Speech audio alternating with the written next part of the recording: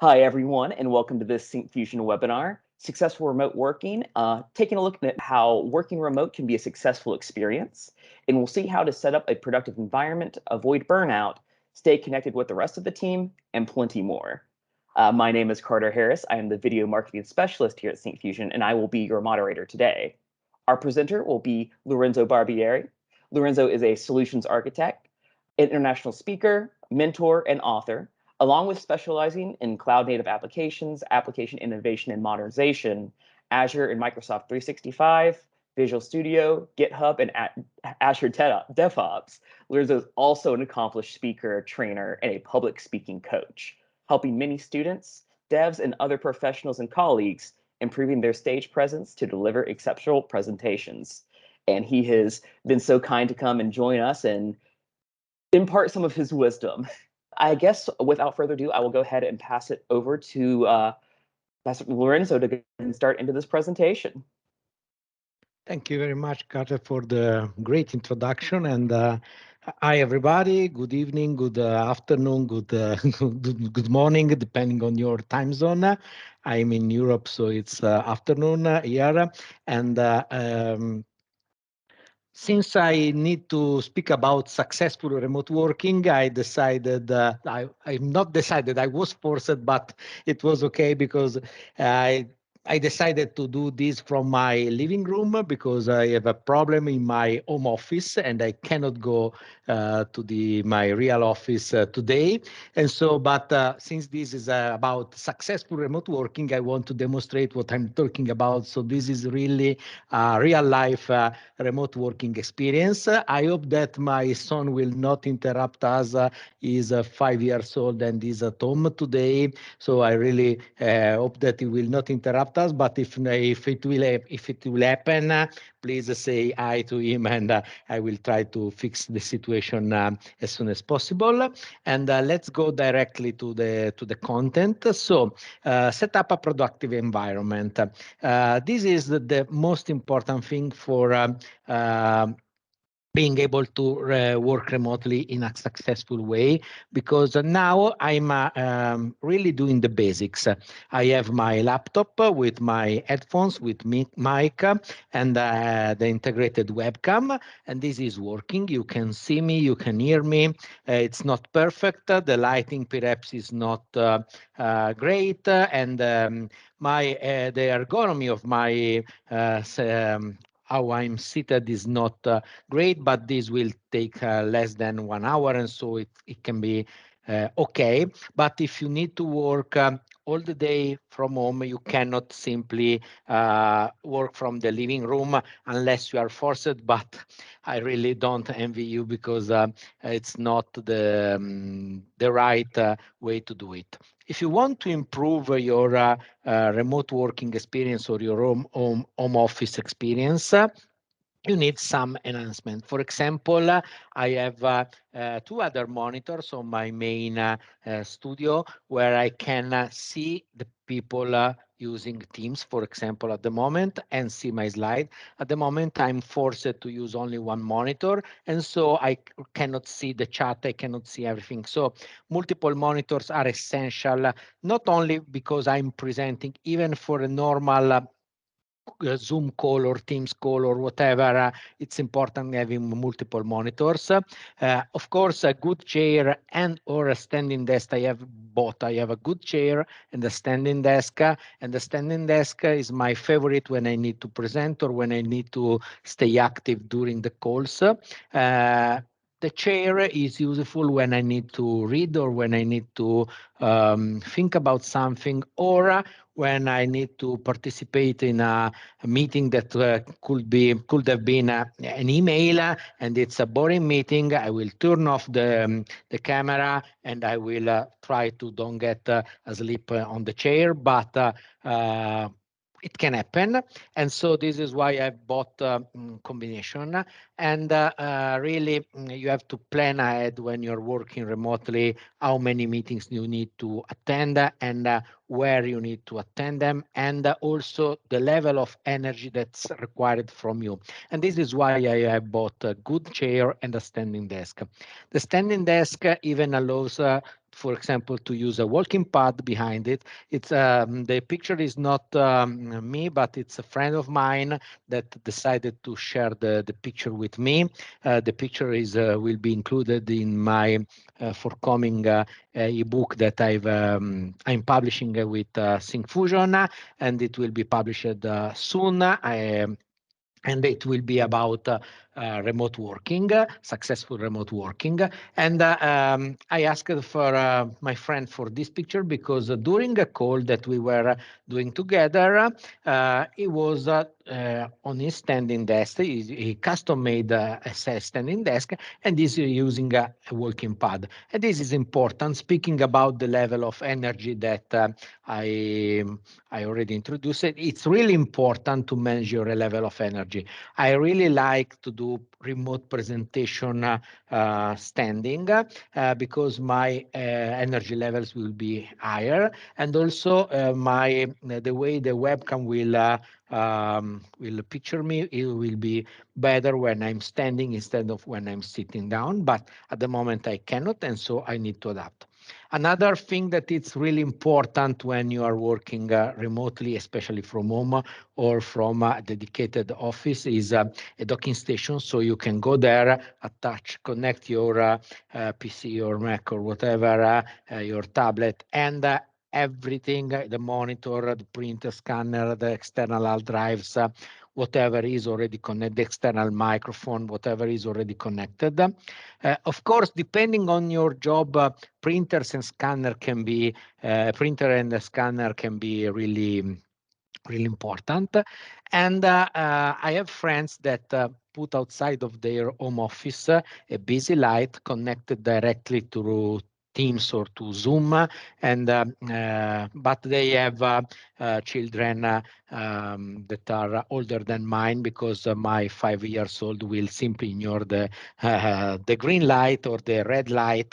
But if you have older child or daughters, they can see if you are busy or not, and the green light and red light can be connected to your team status, or you can set directly from your PC, or for example using Alexa or Google or whatever.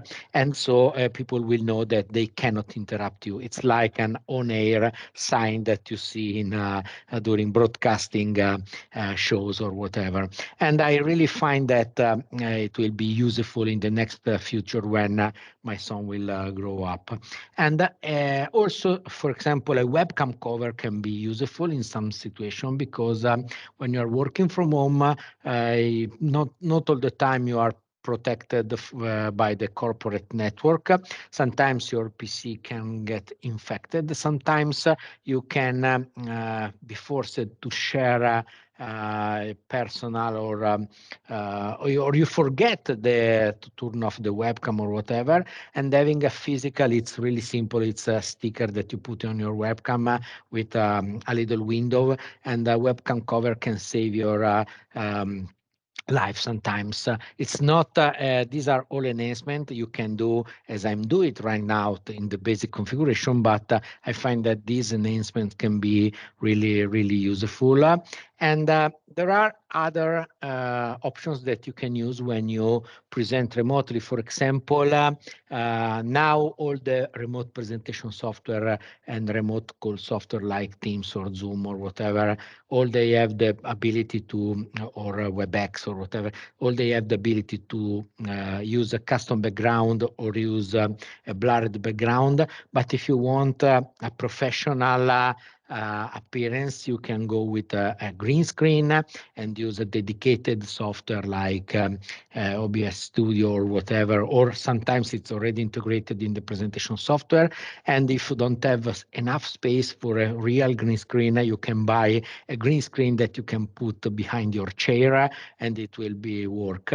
And of course, additional lights for the video calls and presentations, like when you look at the videos made by professional YouTubers or whatever, they always use lights. Even in the picture before, you can see that there is a light ring and a background light behind the monitor. So it's really important to have the right lighting when you are presenting remotely. But I think that most important thing is better audio. When you are doing a lot of calls, if you have a good microphone, a good audio section.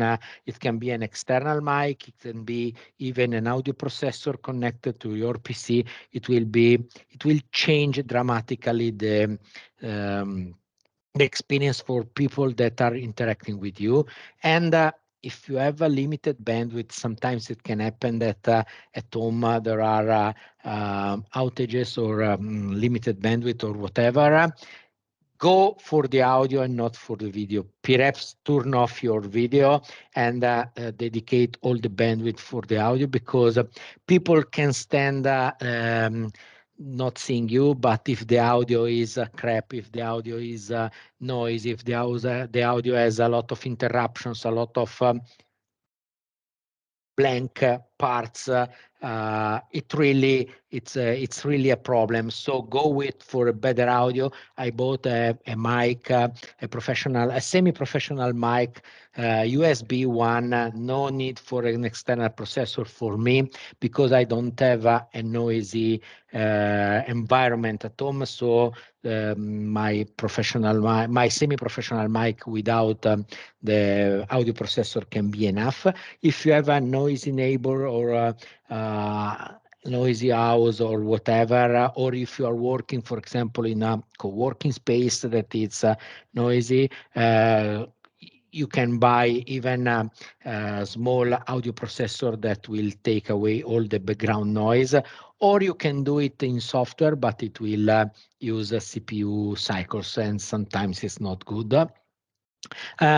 I also have a physical whiteboard when I'm working at home, both for me when I need to draw my ideas or whatever, and both for when I'm doing brainstorming session with remote people. I know that there are a lot of tools like Microsoft Whiteboard integrated in Teams, or many other whiteboards, or tools like there are a lot of whiteboard software, but I really think that I prefer to write on a physical whiteboard and then to snap a picture and use it.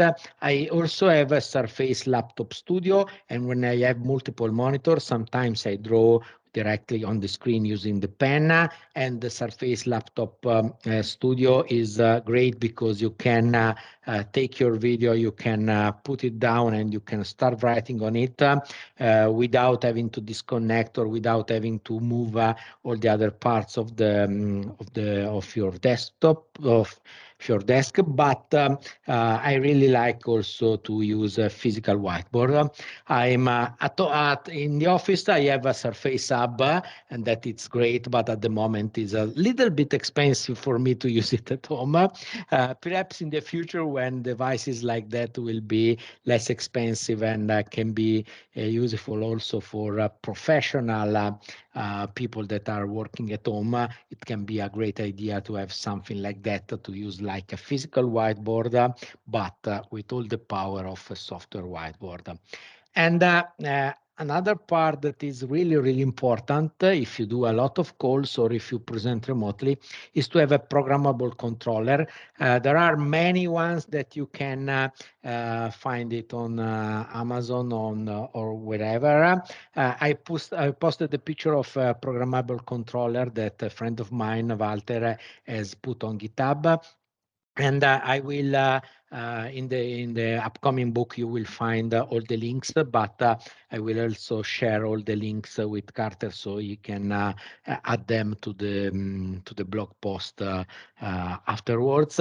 And for example, you can here you can see a simple external keyboard, but you can map, for example, a key for the red light outside of your door, a key to turn off the webcam or turn on the webcam, a key to turn off the mic or turn off on the mic, and whatever you need to decide which channel to present, if you want to present your main screen or the other screen, or if you have multiple webcams, you can switch through the webcams, not going to and finding the right option in the software, but using the physical key. And I think that if you are doing a lot of calls and a lot of presentation, all of this stuff will be useful. Of course, as I'm demonstrating right now, I'm using the real basic configuration. I'm sitting on my sofa and I'm using a little IKEA desk from my child, and I'm using my headphones with integrated mic, integrated webcam, and my laptop, nothing else. But it's not the best experience. It's not the, I will not spend 1 year of my life working at home in this situation. I was forced today because I had a problem in the other studio, and it's okay, you can do it. But all this is for the calls, and this in general, I would really suggest to take a look at them and find some ideas.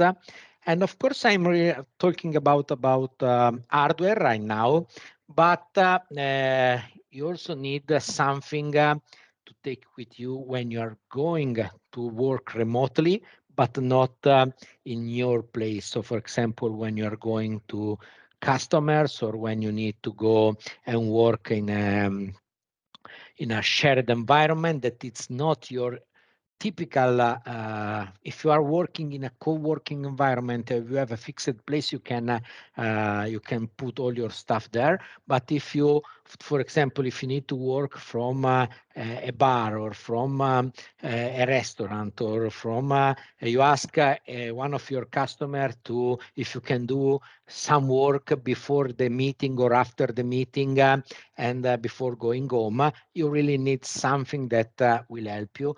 And so this is my travel kit. It includes a USB-C adapter, a remote PowerPoint presenter, an Ethernet adapter, HDMI to VGA because sometimes it can be useful, and a very slim mouse. And now I also started taking with me, it's not included in the picture, but perhaps it's a good idea to have them adapter between USB-C and USB-A and vice versa, because at the moment I'm starting to have multiple power, multiple devices that needs the wrong kind of USB that I'm having at the moment.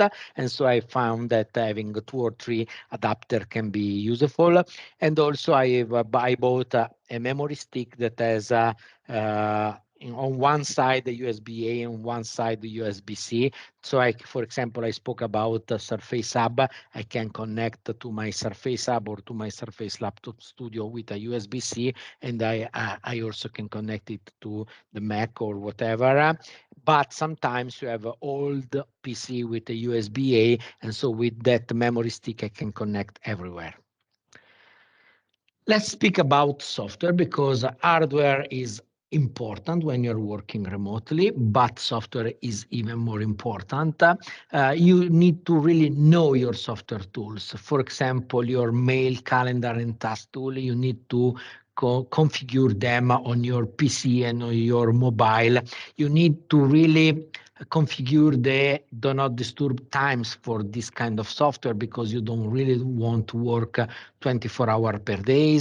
And you really, for example, I set up Outlook to always add a Teams meeting to every meeting that I create. And if the meeting that I'm creating is in person only, I enforced to remove the Teams meeting.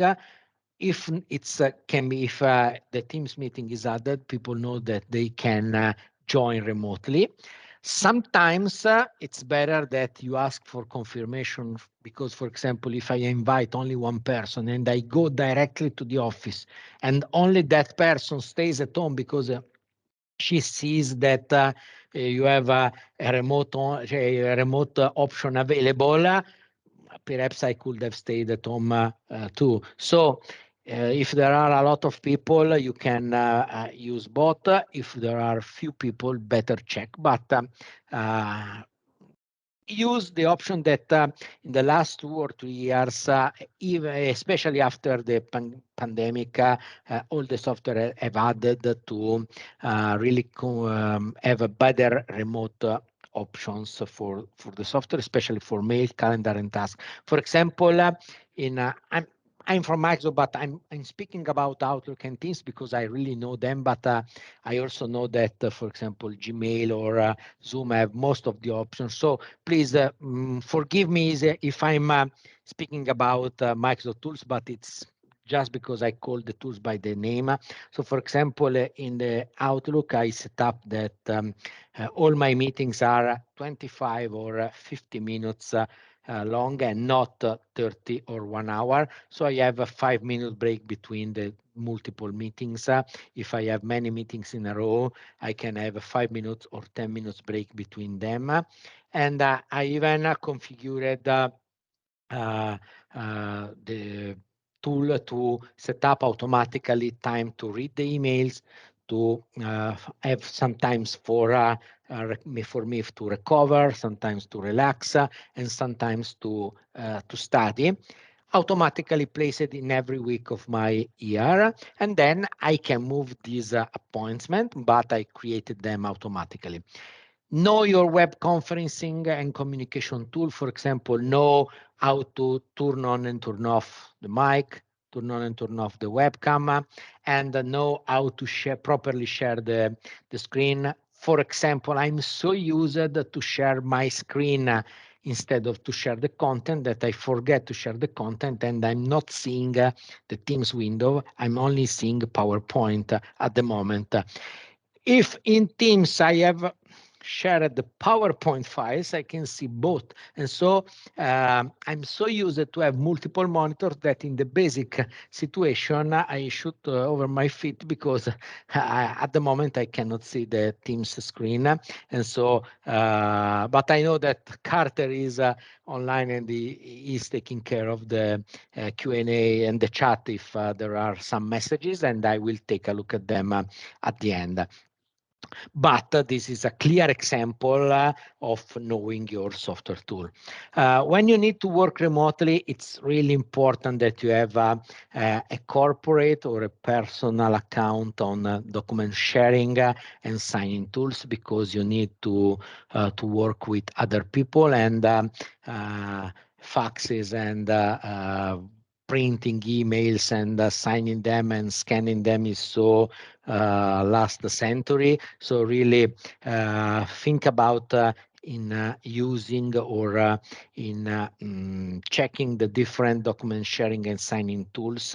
And even if you are working as a professional, or if you are alone, they can be really a game changer for you.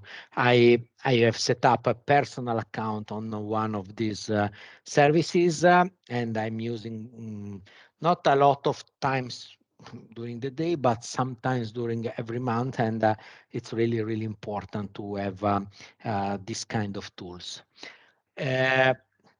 Know how to properly do screen sharing and to remote present, know how to, for example, zoom the screen, know how to highlight video. For example, I was used to use the PowerPoint remote presenter from remote clicker from Logitech that also has an highlight section that can be used to highlight content on the screen. And then during a presentation, I discovered that since it's working at the video level and not at the presentation level, people remotely cannot see the effect. And so I was saying, as I'm highlighting, you can see this and that, people remotely cannot see the highlighted content.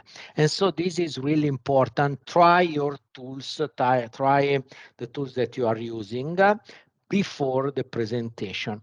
And remember to hide the notification, because they were bad when people were watching you live, and they are even worse now, because sometimes you receive messages or whatever, and so know how to set up do not disturb or whatever on your mobile and desktop, laptop, or tablet, especially when you are presenting. But remember that even if you are not presenting, for example, having if you have your microphone on and you have a mobile phone near the microphone that keeps buzzing or flashing or beeping or whatever, is really, really disturbing for remote people. Okay, so this was the first part about setting up productive environment, both from the hardware standpoint and the software standpoint. Of course, in the book there are many multiple chapters, multiple paragraphs and chapters dedicated to that part. The second part that I want to highlight in this introductory webinar is about staying connected with the rest of the team.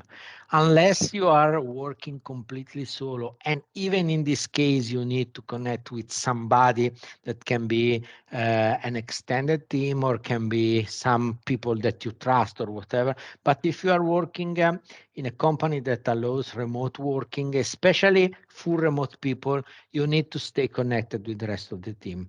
I don't care if you do remote coffee breaks, if you do remote aperitifs, if you do regular or unscheduled meetup with people, but don't hide yourself. Don't please stay connected with the team for two reasons. One is to know what's happening, and that can be only, you can have it only when you are connected to the rest of the team. And I'm not saying that a remote worker is disconnected.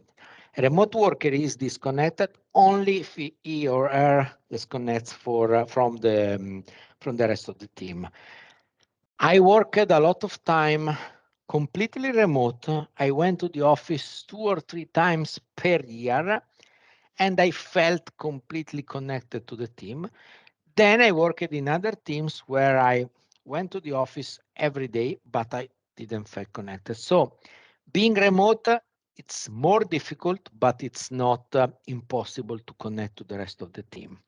Of course, you need help in some kind of situation, like, for example, you are the only one remote attendant in a meeting, and people start chatting between them in the physical location. It can be very disturbing. You need to nominate someone, to ask someone to be your ambassador there, and perhaps that person can ask other person to share, or can send you chat saying what's happening, can send you the details or what's behind the camera, or what can be only heard when you are there. And people like to do this because sometimes it's you that you are attending remote, sometimes can be other people. And so this time it's they are helping you, the next time you are helping them. And so having an ambassador can be great. Or if your manager is a good manager, perhaps you can ask your manager to attend remotely the same meeting. Because people, when the manager is attending remotely, even if he or she is in the office, but she is attending remotely, people will change because they know that they cannot do everything in the room, because the manager is remote. This can be a good way to handle a remote meeting. Of course, you cannot force your manager to do that, but it can help. Or, as I said, if you ask somebody to be your ambassador in the room, it will be great. And of course, you need to set up, you need to find your ways. For example, I really don't like regular everyday coffee breaks with the team because I have a young son. Sometimes I need to take care of him. Sometimes I need to go to the kindergarten because there is some problem. And being forced to attend a remote coffee break is really, really bad. But you can attend sometimes. And if you are a manager and you are organizing this kind of morale event, even remotely, you need to know your people. For example, my previous manager, when I was working a lot remotely, a lot, he knew that perhaps I attend only 2 or 3 times during the month the unofficial meetings because I really don't need them. But when other people that were attending every day, that needed to be present, that needed the connection, that when they were missing one day, you will go and call them and ask, is everything okay? Because he knew that I didn't like to attend every day. Other people needed to attend every day. And if they are not there, probably there is a problem. Sometimes it's just an overlapping meeting. That's okay. You can check it if you have a shared calendars or whatever.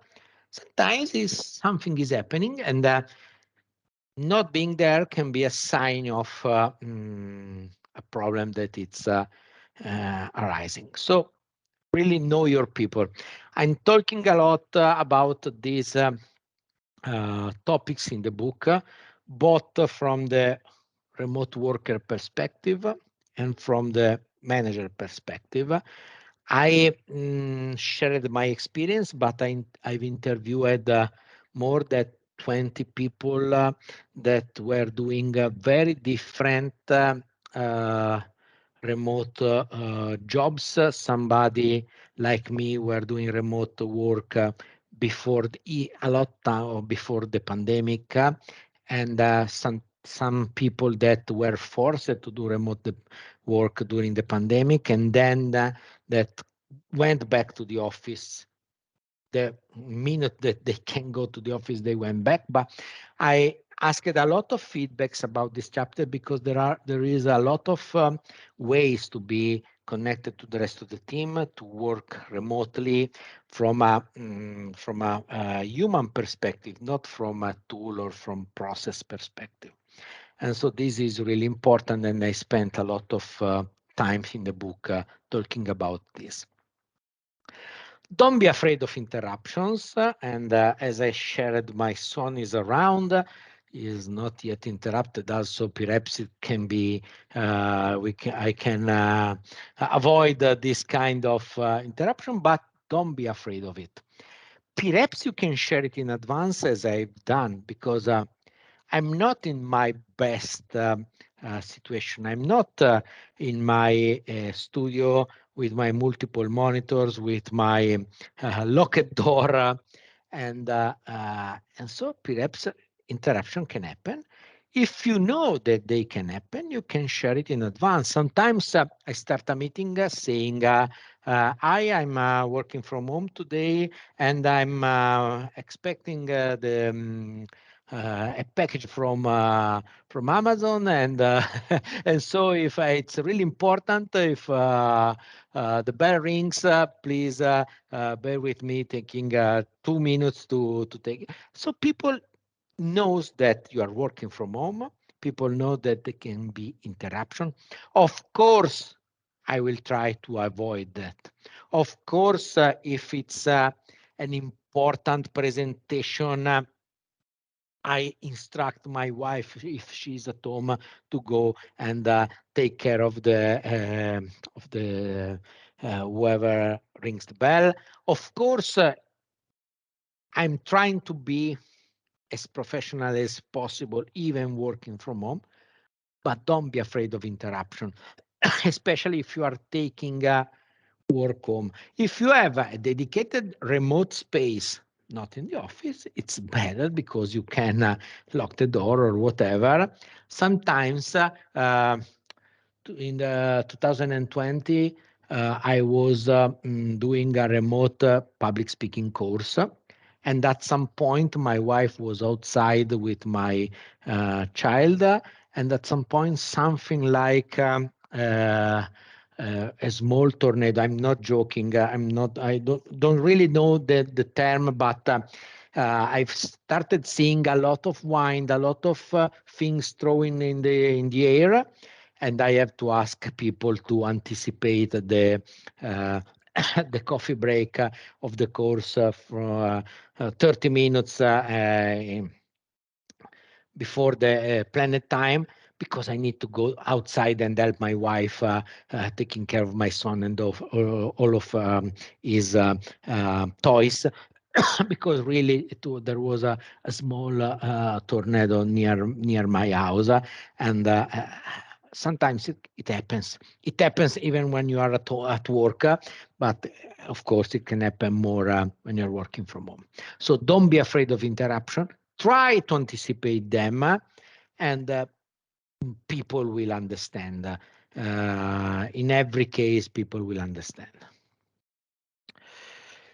The last part that I want to talk about before going to the Q&A is avoiding burnout, because when you work remotely, especially when you work from home, statistics have shown that a lot of people risked burnout, or a lot of people went through some symptoms of burnout, or some people experienced burnout, because when you're working remotely, especially from home, sometimes you don't have a distinct separation between your personal life and your work life. You start being connected at every time. It also happens when you're working from the office, because you can check emails during the evening or whatever. But when you're working from home, really don't try to use the commute time to work more. Don't try to use the break time to work more. Don't try to use the time that, for example, your wife or your husband or your family is outside to work more, because that really can lead to burnout. And there are many ways to prevent it. In the book, I talk about some of these things, but something that it worked for me is to set up a specific reminder in my calendar that the working day is finished, and try to set up some virtual commute time that you use not to work at home, not to do all the typical work that you need to do in your house, or to prepare lunch or whatever, but that you dedicate to yourself, dedicate to take some breath, relax, and enjoy. Of course, if you are commuting from office to home, it can take 30 minutes, 1 hour, 1 hour and 30. I'm not saying that you need 1 hour of virtual commute time. Perhaps 10 minutes of virtual commute time that you use to disconnect from work, but have some free time before going through all the duties that you have at home. And so this is really worked for me. I needed to stay connected with friends and colleagues to avoid burnout. I learned how to delegate to people when working remotely, because that led me to risking burnout. And sometimes I really to set up clear boundaries, and to set up clear objectives. Sometimes when you're working from home, the objectives are blurrier. So you need to go to your manager and to have to set up clear objectives, clear deadlines, and stick to them and prioritize them and avoid working 24/7 because it will lead to burnout. I don't want to speak about the great resignation or whatever because I'm not an expert about that.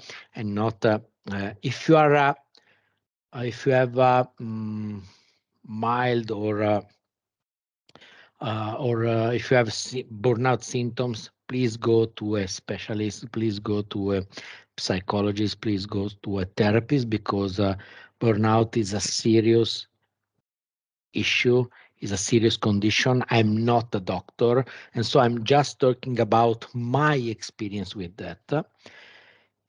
I found ways to avoid that, but I also know that I was lucky.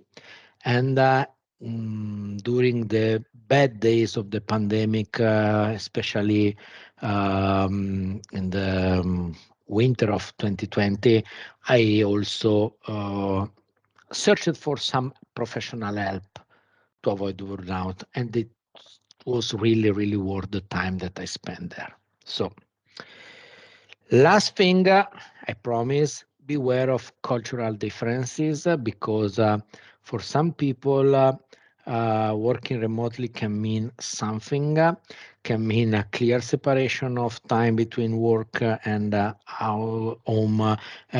For other people, it can be more blurrier. For some people, even living in the same country, for some people, really don't judge people that's late to the meetings. If some team member is always late to the meetings, try to understand why are they late. They have recurring issues. They have problems, or it's just that I don't know. In some part of Italy, I'm joking with some of my friends, but meetings always start 10 minutes later than in other parts of Italy because people will show up 10 minutes later.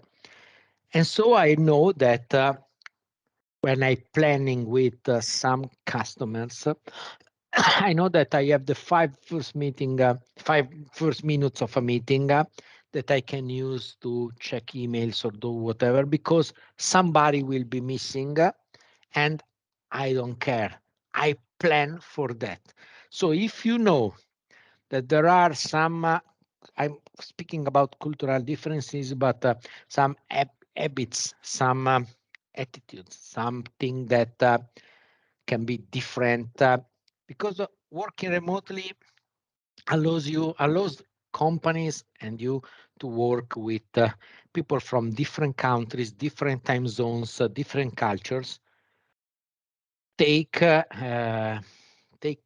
take a good care of that. It can be really interesting. It can be fascinating. It can be really helpful for your growth. But sometimes you need to adapt or you need to ask questions. You need to ask, is it a problem for you attending the meeting at 9 p.m. in your time zone? If they answer, no, no problem or whatever, perhaps try to move it. But also, is it a problem for you to attend the meeting 9 a.m. in your time zone? For me, it's a problem a meeting at 9 a.m. because I take my son to the kindergarten, and sometimes it takes some minutes more to leave him at the kindergarten. So normally I will start the meetings at 9:15 or 9:30. And if people knows that you can be late, they can decide if they want to start the meeting at 9 and discuss something else while you are not there or why you could not there, or perhaps they decide that they move their current meeting at 9:15, and I'm probably there every day at 9:15, not at 9. So beware of in some cultures, people will not share their problems. You need to understand, you need to see their patterns. And I know that it's difficult when you're doing it remotely, but it could be done. So thank you very much. I will leave my contacts in the slides, so you can connect with me on LinkedIn. You can send me feedbacks to my email or through Twitter. You can see my blog. I'm not updating it I've not updated it in the last months, but I plan to start again in September or October. And okay, if there are questions, I'm here. Thank you very much. I really do appreciate what you mentioned of like the whole idea of like trying to prevent stuff is always a good thing, but almost one of the most like ideal like traits to have in any situation, especially with like doing live webinars or meetings, is like that ability of like adaptability. Like realizing that like there's no way you can prevent everything from happening, but being able to recognize when that like when something happens, it, you know, it's going to be okay. Like I can take care of it real fast, and like kind of being understanding and adaptable. And that was something that I know for me that I learned that I had to get more adjusted to as I was working remote. So is like, would you say there's anything that you notice more people could improve on that they don't completely realize? Like if something that people like are like feel like they've gotten adjusted to over the 2 years, but there's still a lot of areas of improvement that could be had. I think that there are two things. One is, for example, when you are doing a remote call, sometimes people really don't know how to work with their camera and the microphone settings. And sometimes they go mute when they don't need to be. Sometimes they don't hide the screen behind, and people are going up or they have really distracting things in their background. Because if you have something static, it's okay. But for example, they have, I don't know, a TV show with something happening in the background. It can be really, really distracting. And or for example, also when I'm the meeting host, for example, I try to go to set up to set the speaker to showcase the speaker. So when I don't know if you are speaking, I will showcase you. Then if I don't know, Massimo is speaking, I will showcase Massimo or other people in the chat. I will notice if their icon or if their camera is flashing, and if there's something meaningful to do, I try to showcase them, and I see that nobody's doing that. Sometimes if there are multiple people speaking, showcasing not the most important one, but for example, the one that is asked the question, or the one that is supposed to answer the question, is really important. So know how your software works. I'm speaking about the presentation software, but it can be, for example, the remote sharing document software, or whatever you need for your work. Really invest some time. For example, these headphones are great. Sometimes when I take the mic up, and when I take the mic up, it will mute the microphone. Sometimes when I take it down, it will not unmute it. At the beginning, I take it down, start talking. Now I take it down, look at the microphone icon, and unmute me if it's still muted. Because it happened to me a lot of times, and then people look at me moving my mouth and not speaking, and they say, "Yo, Lorenzo, you are on mute. Damn headphones," and I lose a lot of time. Okay, one time, two times, the third time, I check the microphone. So really know your tools. Yeah. Another common error is people that always show up late, but not because they have problems, but because they really fill their calendars. Every minute is filled, and then they have interruptions. Then they have physical needs or people ringing, and they really don't have time. And so 5 minutes here, 10 minutes there. At the end, they will show up 20 minutes later to a meeting that can be really, really bad. So really, try to have fixed times in your calendar to handle this kind of stuff and protect your free time in the calendar. For example, in Outlook, I can set up busy time for me to work. If I share my calendar with my colleagues, they see busy time for work and they think, okay, we can go there and schedule an appointment there. If I say busy time to work on this project or to work on this customer, they will say, no, it's not related to this project or this customer. So I cannot try to book his time in that. And so simply adding more clarity in your shared calendar, if it's available to others, can be a good way to don't be interacted with an email saying that they want to steal your time and then you need to spend time answering, no, that time is booked for this and that. Try to be more clear. It's really, really simple to do it, but it really can change and can spare you a lot of time and a lot of energy. And that energy will allow you to avoid burnout. And everything is connected.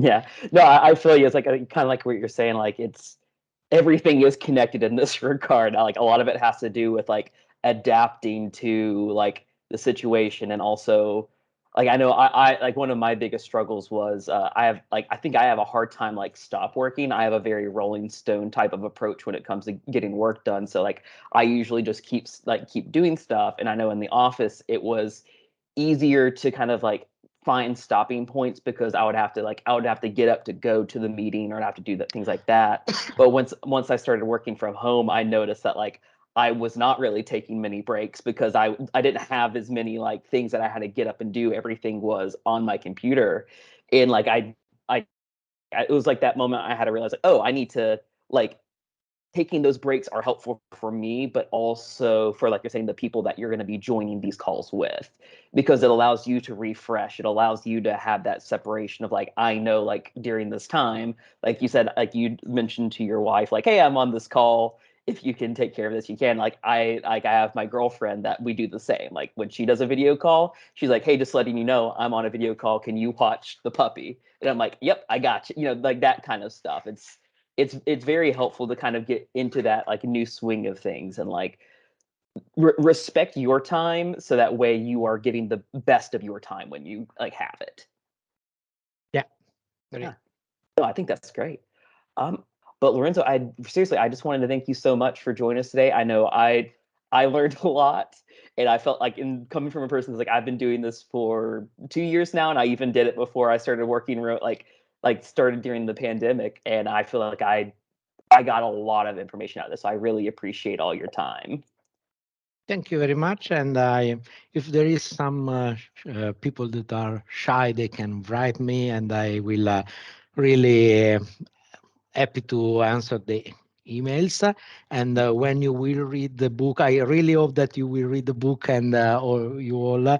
And if you have questions or comments or whatever, please send it to me, because it's the most beautiful part when I really like to write, because I really need to receive back comments or thoughts or whatever. So please stay in touch, connect with me on LinkedIn and whatever. And thank you very much. Yeah, thank you. And as I mentioned, you should be able to find that ebook from Lorenzo coming out next week. And you can keep an eye out on any of the Syncfusion YouTube channel, like our social channels, and we'll have all of that posted. And we will also have the recording of this webinar posted later today. But I want to go ahead and just thank you all for joining us today. And Lorenzo, seriously, thank you so much. We appreciate having you here. Thank you. Bye-bye. Bye, everyone. Hope you have a great rest of your day.